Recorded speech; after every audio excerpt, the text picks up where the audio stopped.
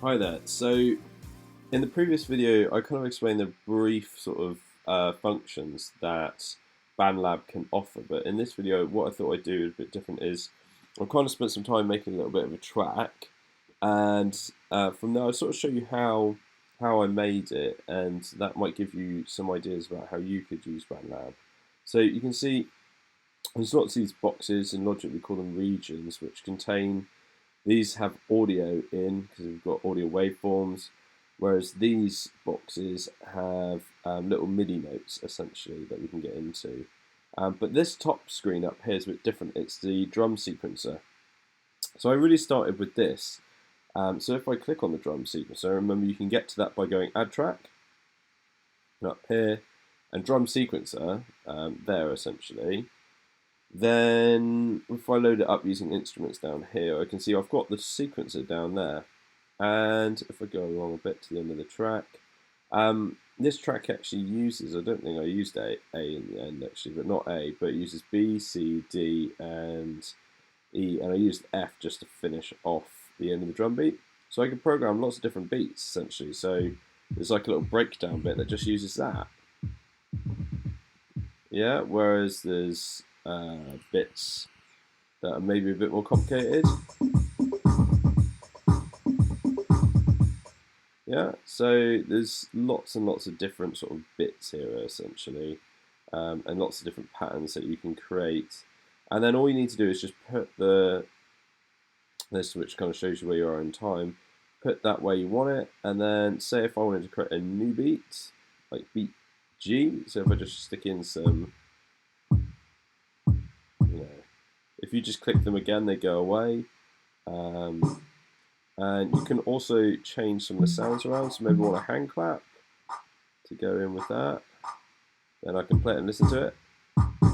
Yeah, so if I wanted that sort of beat, when I want it to come here, I just click Add G. And there it goes, and I can see it there. And then I can extend it, and I've got my sort of G sequencer beat. So that's how I created the beats, essentially. And remember, you can come down here into the instrument library and pick different types of kits. So this is the drum kits, this is acoustic, pads is electric, this is the electric pop kit. So, and there's lots of different sort of sounding kits in there. And another thing that I think that I did is if I go down to effects down here, I've stuck on a little bit of EQ and boosted the bass to make the kit kind of hit a bit harder. And I also added a little bit of reverb. You can see it's only got 6% mix, just to kind of, give it a bit of air. We've obviously got mute and solo, so I just want to listen to this for now, so I'm going to solo it. But I could have put up the reverb a little bit, maybe. But then you start to really notice it too much. So, on drums, I just put it there to give it a bit of space. Anyway, so that's the drums, and then I thought, well, chords, what we're going to do, and all I did is I used a C sus2 chord, so C, D, and G, that then gets held over sort of 4 bars, and the bass goes from a C to a B flat, essentially. And usually this nice sort of chord progression, quite contemporary sort of pop sort of thing, really.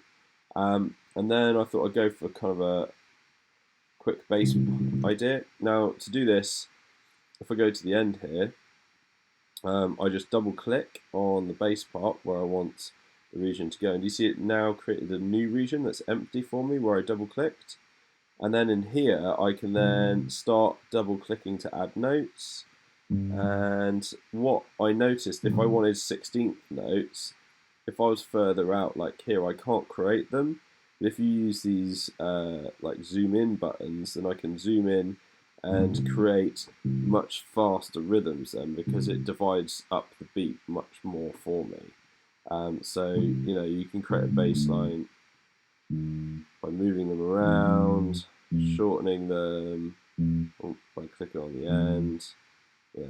And a really good tip that I find really speeds things up is I'm holding the Alt or Option button. So if you're on a PC, it's Alt. If you're on a Mac, it's Option. And if you hold that button, before you start moving notes, do you see when I move a note, it just copies it? This really saves a lot of time if you just hold the Alt or Option button while you move notes around. They actually copy, and it's a really quick way of getting notes in. So I created these really fast, this really fast sort of bass idea. Yeah, so you got the C sus2, now C sus2 over a B flat. Yeah, is what's going to happen.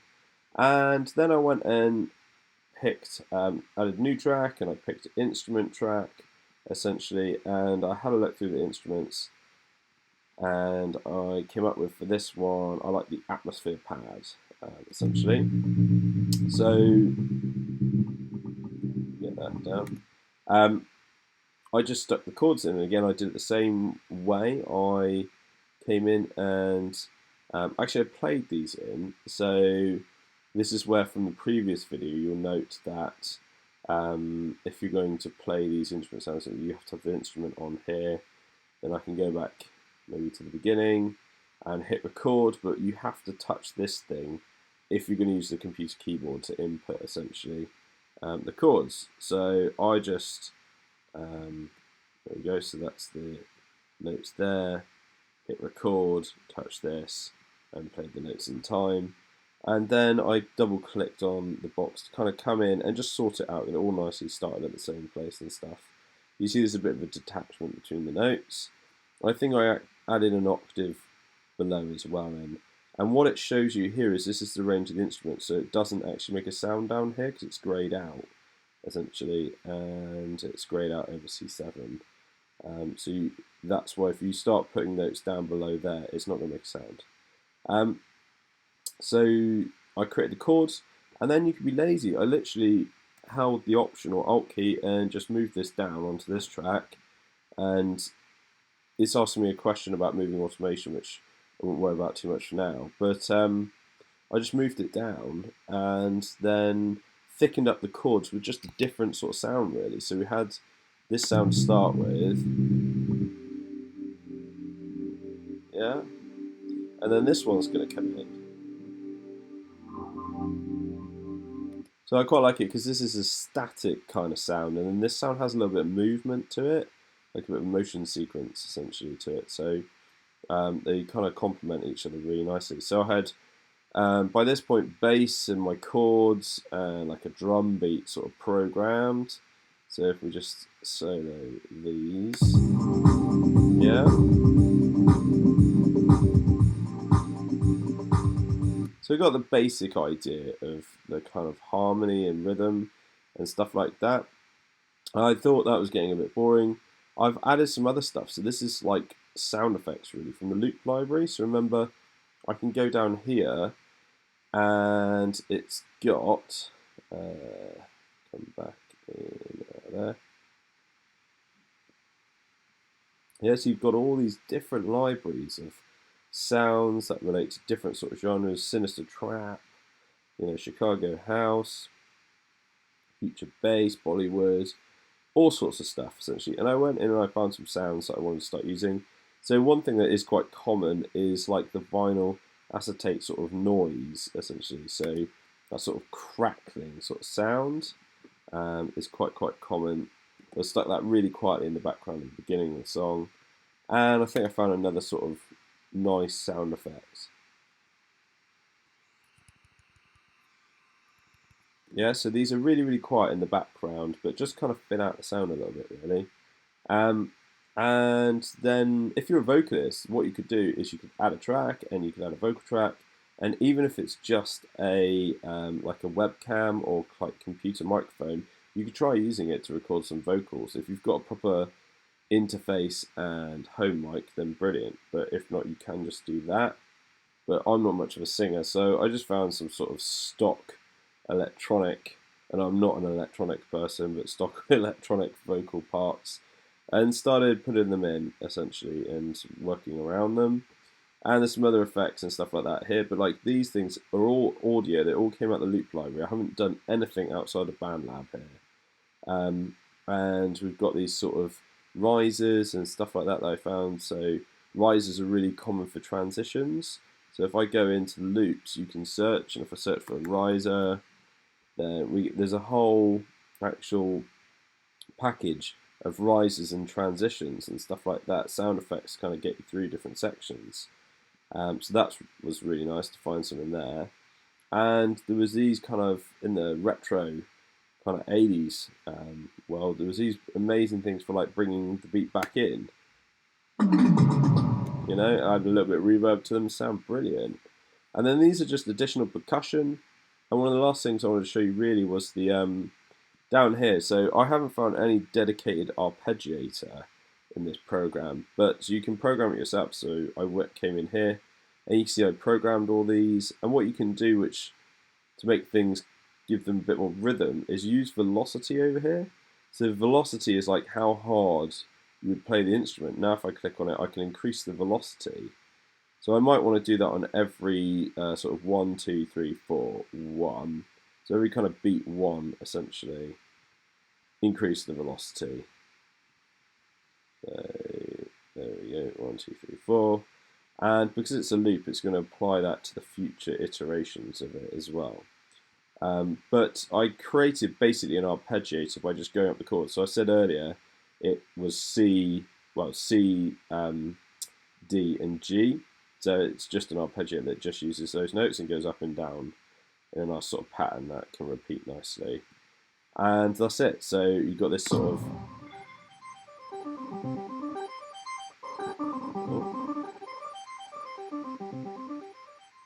Yeah, so I mean you could try different sounds out for it and things like that, but arpeggiators mixed in the background lightly are really kind of, whilst it's kind of an 80s thing, it's actually quite a modern thing that a lot of modern producers do to their scores. Give them a bit of movement as well. So that's kind of it really, and that's the track I came up with. I gave this little breather here where we use different drum beats. You can see them switching around.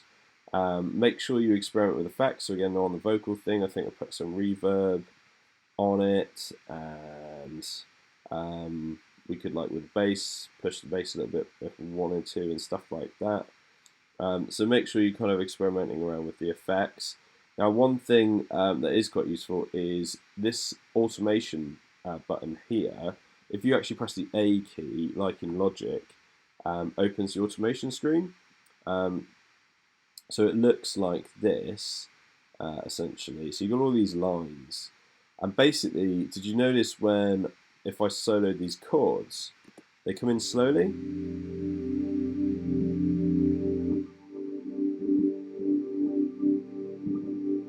Yeah, so that's because this is got automation on it, and it's a volume automation, and it's going from minus infinity dB, so basically silence, up until oh, what's this? Oh, can't get it. Minus 6 dB, so minus 6 off of 0. So we can also do panning. So I could pan this from side to side, from left to right if I wanted to. But I can create volume increases like this as well. And I can also just change the volume of tracks for like where I'm putting different effects. So I can just change, or different sounds, I can change the volumes essentially. And like that arpeggiator, it actually gets louder than quieter, louder and quieter. So there's a little bit of movement to it, essentially. So we could do this with our drums. We could have our drums kind of come in quieter and build up, you know? We don't...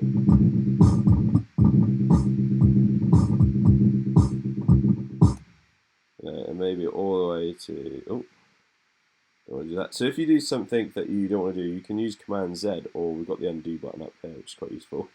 So let's put that in that and pull that down a little bit. So we could do the same with the bass here to give it a nice sort of gentle coming up in volume.